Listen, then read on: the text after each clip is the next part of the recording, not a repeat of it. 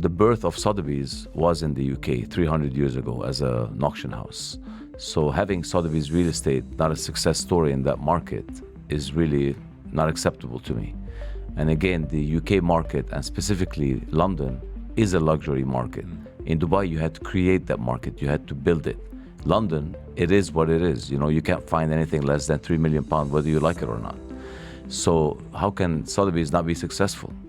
So my eye was always on buying that market, but I never had the opportunity because it was mainly before owned by corporate itself. Then they sold it into two different owners, and both of them didn't understand how to operate it, properly. So, and again, the market in London took a tank post the Ukraine war. Many of the Russians left the country, so the catalyst of buyers went away. The Chinese start spending less. So the market, in a way, slowed down mainly. And when markets slow down, that's when you can make the right moves in specific, global markets. You cannot really come. If I had come in when the markets were too strong, I wouldn't have had that attraction. When you're a super high net worth person, you want a one-stop shop. Whether you're buying a real estate in London, in Paris, recently we've done some transactions in London for very large European families, and these were mainly about relationships. So these kind of people already exist within the brand, whether they're sitting on the auction house or on the real estate side.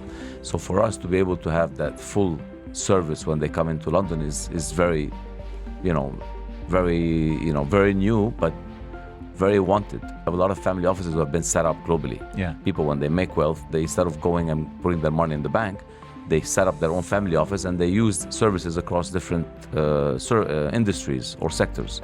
In our case, we want to work with these family offices on that level because we have people who understand the financial advisory work. So it's like your credit card banker and your asset manager. We are there on the asset manager side.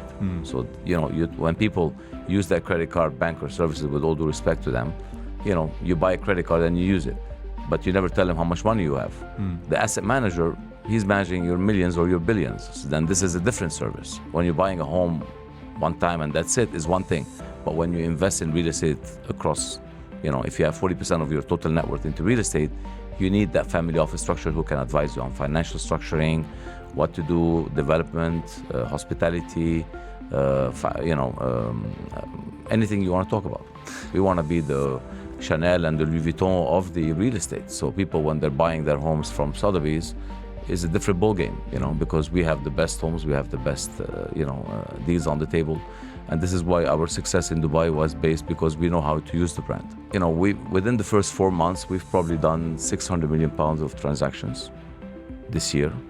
If you compare us to the top 5 agencies, we're number one in these specific areas and these specific price points. So we don't list anything less than £3 million in the UK.